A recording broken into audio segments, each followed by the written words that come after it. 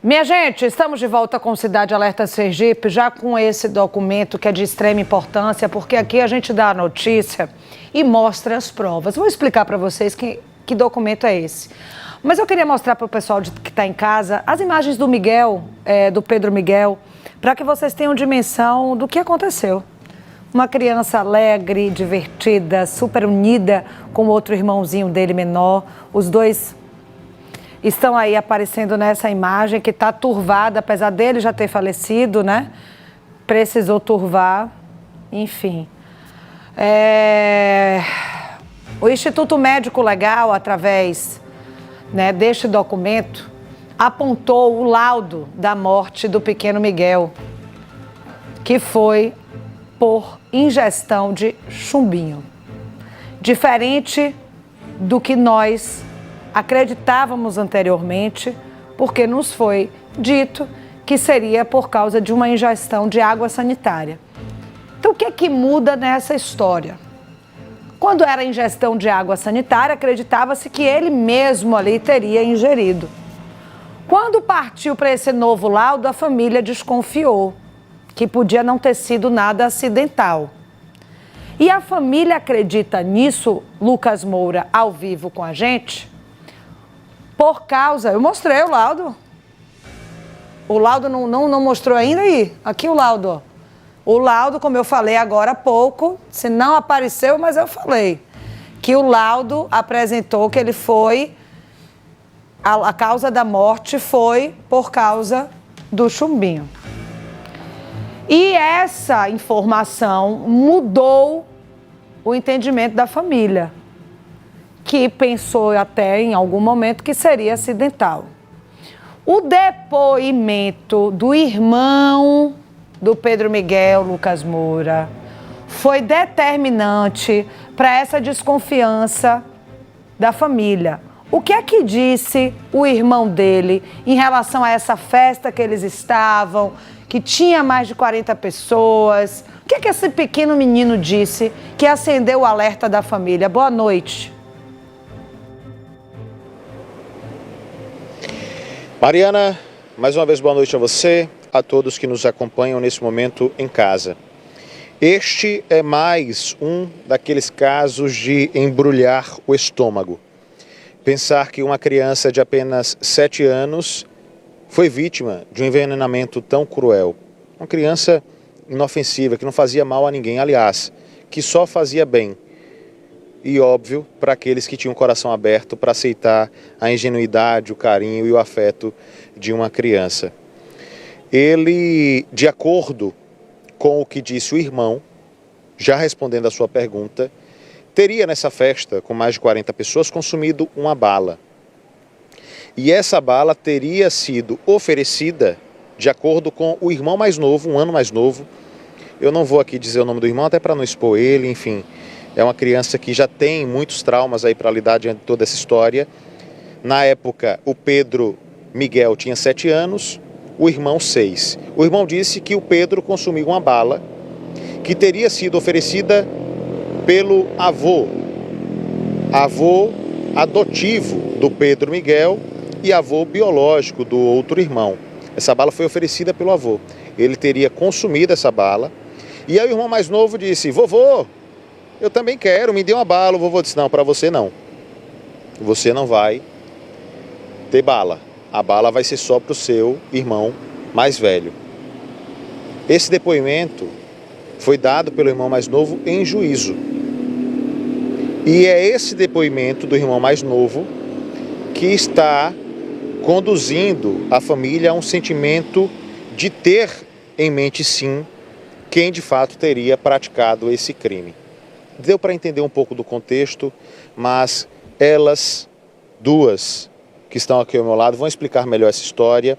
Elas são a Paula Tainá, que é a mãe do Pedro Miguel, e também a Irene, que é a avó. Mãe e filha estão aqui, mãe e avó, respectivamente, do Pedro. Estão completamente consternadas com a situação. É uma ferida ainda aberta no coração da família. A gente conversava aqui antes de entrar ao vivo. É uma conversa muito emocionante. De fato, é difícil de aceitar uma situação como essa, mas vamos já começar a contar a história. Tainá, eu queria que você me ajudasse a explicar para o público de casa todo o contexto, para que o público de casa consiga entender. E vamos começar do começo, sempre fazendo esse passo a passo para que o pessoal entenda. Você tinha 2 filhos. Isso. E você, à época, logo quando, no início, enfim, da vida dos seus filhos, você estava grávida do Pedro Miguel. Isso. E você iniciou uma relação com um homem que viria a ser o pai do seu segundo filho. E ele se tornou o pai dos 2, biológico de um e adotivo de outro. Foi mais ou menos essa história? Isso, mais ou menos isso. Quando eu me juntei com ele, eu já estava com 2 meses de gravidez, indo para o 3º mês. E eu falei a ele que estava grávida, mas ele disse que nunca isso iria impedir. Então aí o Pedro nasceu e ele sempre foi o pai adotivo de Pedro. Ele sempre tratou Pedro como filho. Sempre. Dele não há o que dizer, Não, sempre foi um não. excelente pai. Sempre foi um excelente pai. Fez questão de reconhecer o Pedro Miguel como filho, sempre, sem nenhum tipo de problema. Sim, sem nenhum tipo de problema. Eu não tenho nada que dizer dele em relação a Pedro. Né? Depois dele, do Pedro, aí veio o seu segundo filho, que aí é biológico, o filho dele também. Que é o biológico, que é o irmão dele mais novo. Né? Eu não vou falar o nome dele aqui para preservar ele. Com certeza. E para o pai, não existia diferença de tratamento absolutamente nenhuma entre os irmãos. Não, nunca teve. Sempre os 2 foram filho dele. Mas em relação à família do pai, aí a situação era diferente. Sim, sempre teve um tratamento diferente, sim. Sempre teve, né? Sempre teve. De que forma esse tratamento se dava? Não diziam que ele era filho do pai, né? Que eu também não vou citar o nome dele para preservar a imagem dele. Sempre teve problema, sempre teve picuinha, sempre teve discussões, né? Sempre teve atrito, mas o pai nunca fez diferença entre um e entre outro. Mas em relação à família, tinha. Sim. Eu vou trazer a dona Irene para a conversa, podem ficar aí onde vocês estão mesmo, não tem problema.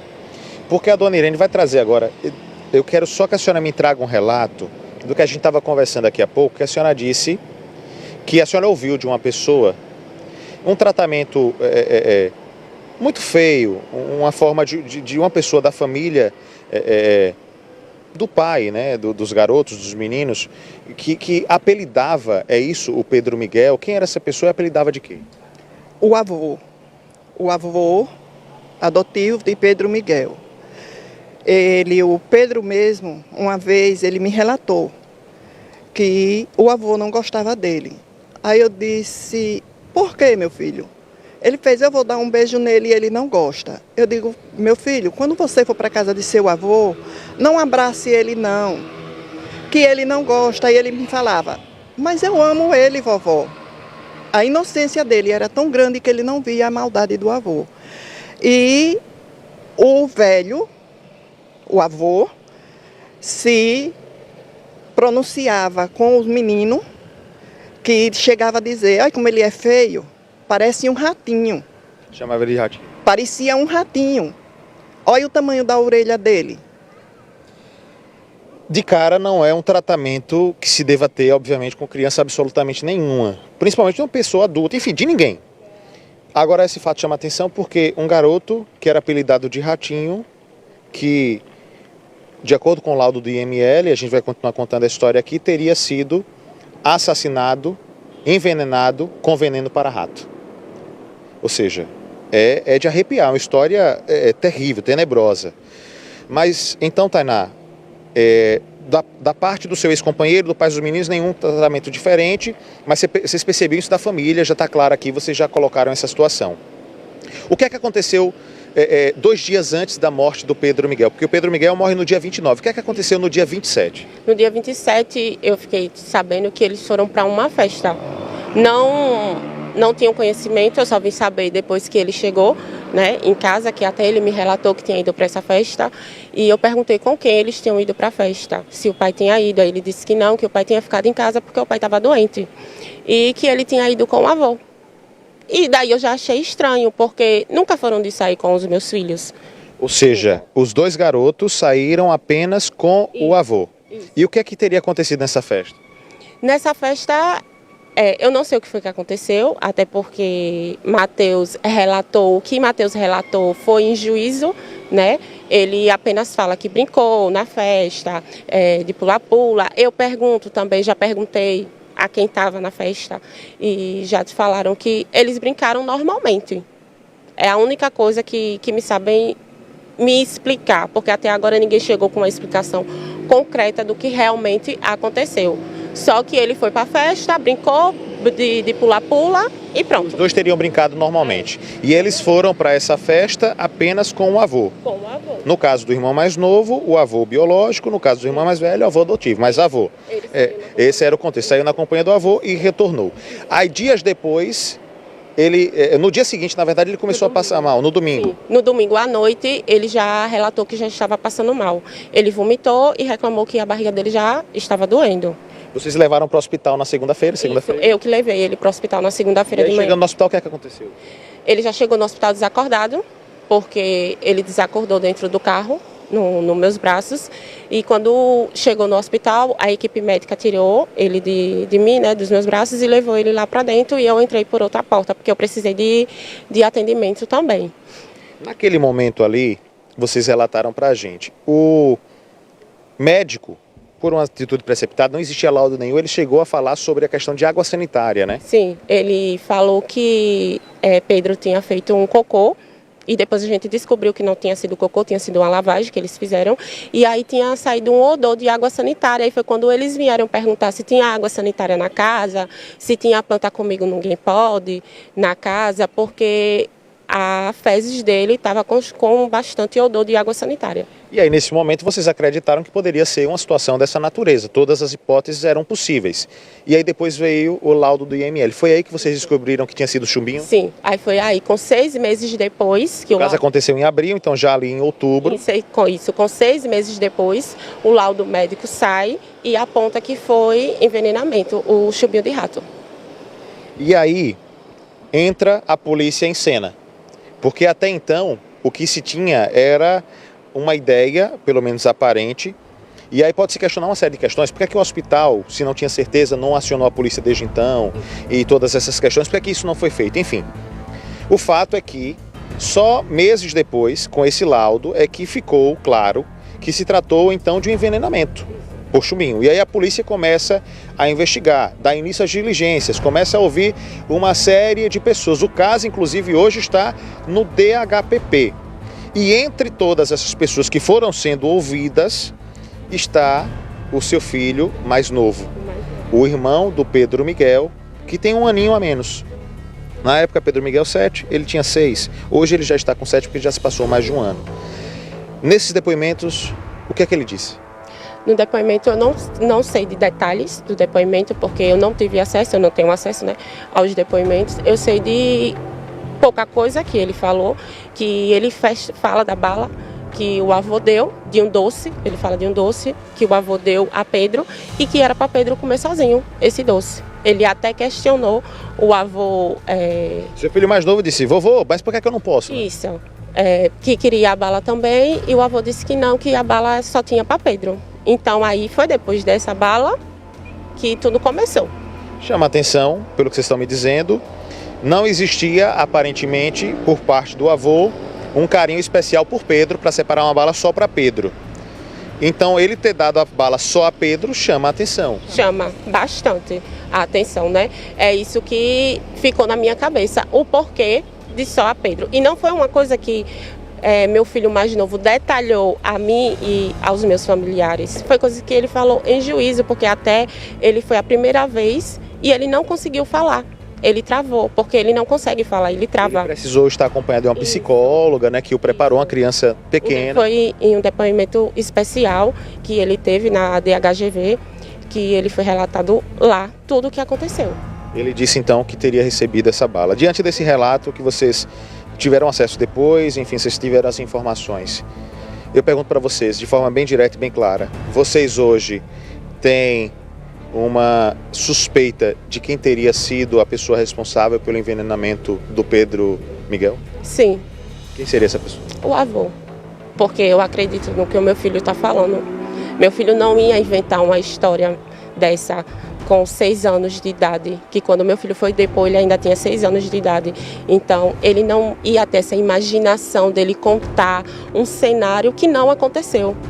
E para quem conhece o meu filho, quem convive com ele, sabe da pureza que ele tem no coração e sabe que ele é muito verdadeiro, ele é muito expressivo.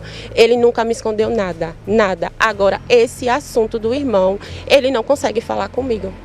Ficou um trauma. Ficou um trauma muito grande. Ele faz acompanhamento psicólogo hoje, por conta disso. Dona Irene, a mesma pergunta que eu fiz para sua filha, eu vou fazer à senhora. A senhora acredita então, assim como sua filha acabou de relatar aqui, que foi o avô adotivo dele o responsável por esse envenenamento? Sim, acredito. Acredito pelas atitudes que ele tinha com o menino, e a gente sabia que ele não gostava do menino. Então, eu acredito sim que foi ele. De que maneira eu não sei, mas eu acredito que foi esse homem, se é que eu posso chamar ele de homem. Porque ele, como um avô, mesmo que ele tivesse um carinho, mesmo adotivo pelo menino, ele jamais ia chegar para dizer que o menino parecia com um rato. Sua orelha é tão pequenininha que parece com um rato. Lucas, Mariana, eu enterrei o meu neto. Não foi um rato. E mataram o meu neto como um rato. E eu quero justiça. Eu sei que a justiça divina de Jeová Deus, ele não escapa. Está lá guardada, está garantida para ele. Agora tem a justiça daqui da terra, dos homens da terra. E é essa que eu imploro e eu quero. É essa justiça. Porque era uma criança inocente, de 7 anos. Eu durmo e me acordo. Com ele, eu chamava ele, eu dizia que ele era meu tesourinho, meu tesouro, meu potinho de ouro. E hoje eu não tenho mais meu pote de ouro. Eu perdi, tiraram de mim, cortaram, tiraram de mim. Eu estou implorando, me ajudem a botar esse responsável pelo esse crime atrás da grade.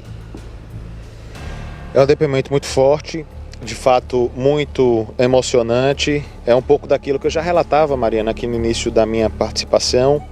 A gente tem um compromisso aqui sempre com trazer todas as versões. Eu quero ressaltar que nós entramos em contato também com a Polícia Civil.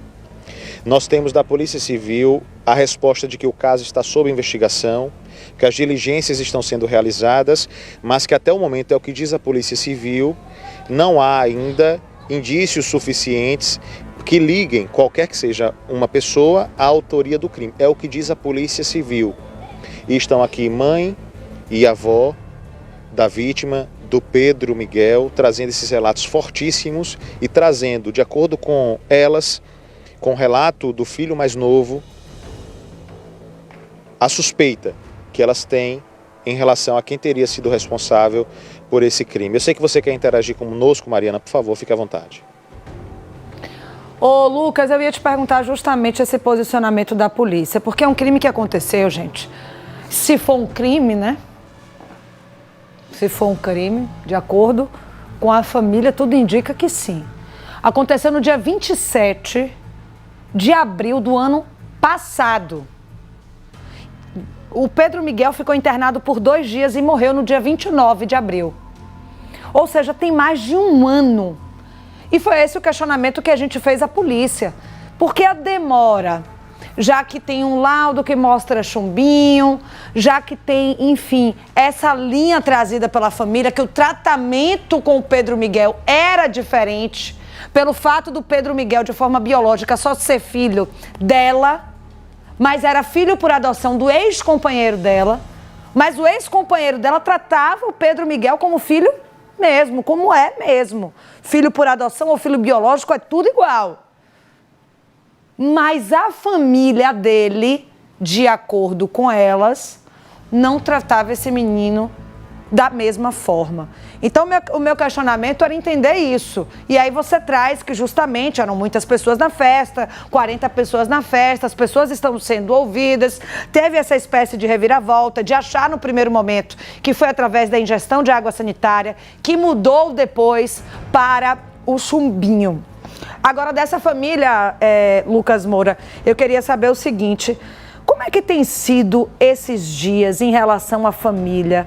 Como é que o pai tem se posicionado? Como é que esse avô tem se posicionado? Porque tem uma outra criança aí nessa história, e como isso aconteceu há muito tempo, quero saber se eles estão tendo contato, como é o posicionamento deles, né? Dessa família paterna.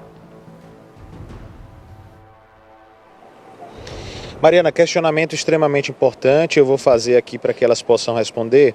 Mas só para que não me passe pelo sentido, uma outra questão que tem que ser ressaltada é o seguinte, que a gente estava conversando aqui antes, inclusive, há também uma solicitação, além da justiça, de que seja feita a justiça por parte delas, que é da liberação do prontuário médico do hospital, que vocês até agora não receberam, apesar das solicitações. Não, a advogada já solicitou, doutora Mona Lisa, ela assumiu o caso, né? Tem 4 meses que ela está em frente aí ao caso, e solicitou ao hospital o prontuário dele, e até agora o Hospital Zé Franco, não... Zé Franco, Nossa Senhora do Socorro. Nossa Senhora do Socorro, não mandou o prontuário para ela. E aí eu gostaria de saber o porquê dessa demora toda. É inadmissível, né? É inadmissível. O hospital, ele tem o dever de passar os dados, as informações do prontuário médico ao paciente, ou à família do paciente nesse caso, porque nós estamos diante de uma criança que morreu por conta de um suposto crime, de uma situação em que o prontuário médico é de extrema importância. Então, atenção ao hospital. Lógico que se clama aqui, a pauta 1 é justiça, mas pelo amor de Deus, numa situação dessa, a família tem que se preocupar com um hospital que não entrega o laudo médico, o prontuário médico. É básico, é mínimo, é o mínimo que se espera de um órgão público, de uma instituição pública, é entregar, pública ou privada, é entregar algo que é básico, né? Já teve o erro deles não terem acionado a polícia, né? De imediato. Quando o meu filho chegou lá e eles tiveram a suspeita do envenenamento. Já teve esse erro. E agora segurar o prontuário, por que estão segurando, né? Se é uma peça importante para o caso. E aí, Mariana fez questionamentos importantes, e eu vou retomar a linha de raciocínio que a Mariana estava trazendo, que a Mariana trouxe aqui perguntas que são extremamente importantes para que a gente possa entender. Porque vocês trouxeram para a gente um relato de algo inimaginável. E aí nós temos a situação de um filho mais novo seu, que é filho do seu ex-companheiro, filho biológico, como o outro era filho também, apesar de eu ter, mas é filho igual, não tem diferença. Mas um filho seu que, enfim, é filho do seu ex-companheiro e neto da pessoa que vocês estão apontando hoje como responsável pelo crime. Como é que está essa relação, né?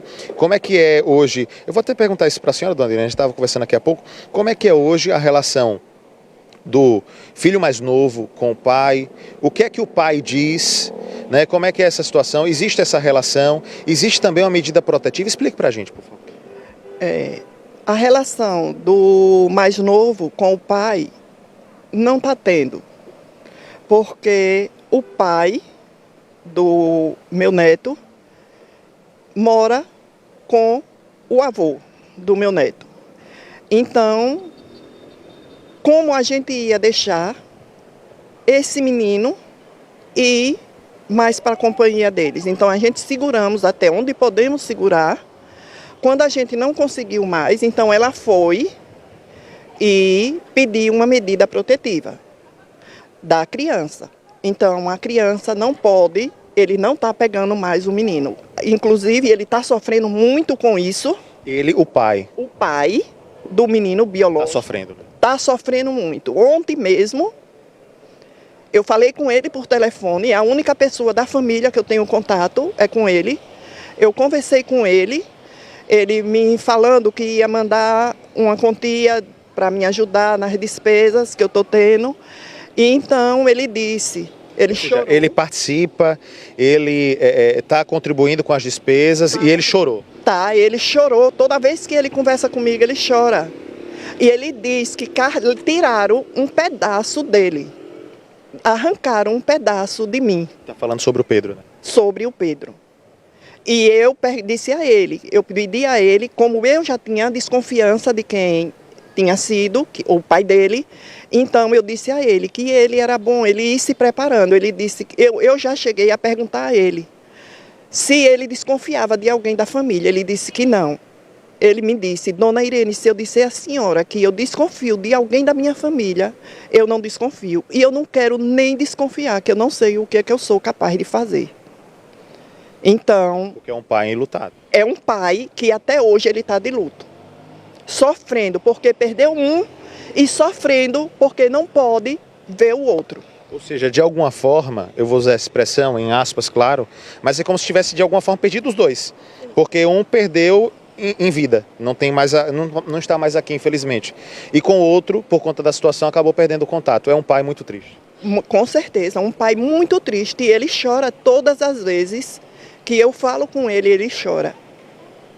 E eu acredito no sentimento dele, porque ele sempre demonstrou ser um bom pai para todos os dois. Para os dois. Para os dois. Ele não tinha extinção de nenhum dos dois. Para ele, era a vida dele, eram as duas crianças. Tainá, eu já vou devolver para a Mariana, mas eu queria trazer uma última fala sua nesse aspecto. A pergunta que a Mariana fez já está respondida. É uma situação complicada de fato, diante da suspeita que vocês apontaram, medida protetiva, pai e filho, no caso, pai e avô, o pai da criança e o avô convivem na mesma casa, então a medida protetiva acaba impedindo a convivência com o filho mais novo, enfim, é uma situação muito complicada. Eu queria saber de você, Tainá, é esse sentimento mesmo, é um pedido por justiça, né? Como é que está seu coração? Como é que você está fazendo para poder lidar com tudo isso esse tempo todo? É difícil falar, né? Eu só quero que a justiça pelo meu filho seja feita. Porque tiraram uma vida minha, pararam com a minha vida, me destruíram. Não destruíram só a vida dele, destruíram a minha vida, a vida de Mateus, a vida da minha mãe, a vida da minha família, a troco de nada. Então, se hoje eu estou aqui, botando a minha cara a tapa, não é por causa de raiva, não é por causa de briga, não é por causa de ódio, eu estou aqui falando o que o laudo médico apontou e o que o depoimento do meu filho está apontando. Então, eu só peço que a justiça pelo meu Pedro seja feita, só isso. Eu agradeço o depoimento das duas, eu não vou me prolongar mais, porque, lógico, Mariana, elas estão aqui, são mães, né? Porque tem a mãe, tem a avó, e a crença popular diz que a avó é mãe duas vezes, e acaba sendo o mesmo. E eu só consigo imaginar, não dá para saber, mas eu tento imaginar o quanto deve ser doloroso reviver esses assuntos, falar desses assuntos. E a dor está aqui, está claro nos olhos delas, na fala, no tom da voz. Elas estão aqui ao meu lado, ambas tremendo, desde a hora que chegaram, enfim. É muito triste e a gente reforça aqui esse pedido por justiça. De uma forma ou de outra, que a polícia trabalhe e que consiga identificar, de fato, o responsável por esse crime ou por esse suposto crime, enfim. Mas que essa situação seja resolvida para que essa família possa ter pelo menos um pouco de paz. Que a ferida ela seja, talvez não cicatrizada, mas que ela pare de doer tanto. Talvez seja isso. Eu volto com você. Agradeço, viu, Lucas, pelas informações. Desejo força à família. Lembrando mais uma vez que apesar desta família estar denunciando isso, essa versão do pequeno filho, irmão do que morreu, apontar aí para esse avô que não deixou ele consumir a bala, deixou só com o outro a bala, o pai desta criança, tá? Este pai por adoção não tem nada a ver com essa história. A família pede sempre que a gente reforce isso. Apesar de apontar essa suspeita para o avô paterno, o filho, que é o pai desta criança, não tem nada a ver com essa possível atitude do pai dele. E a gente vai continuar acompanhando esse caso. Vamos voltar a falar amanhã, inclusive.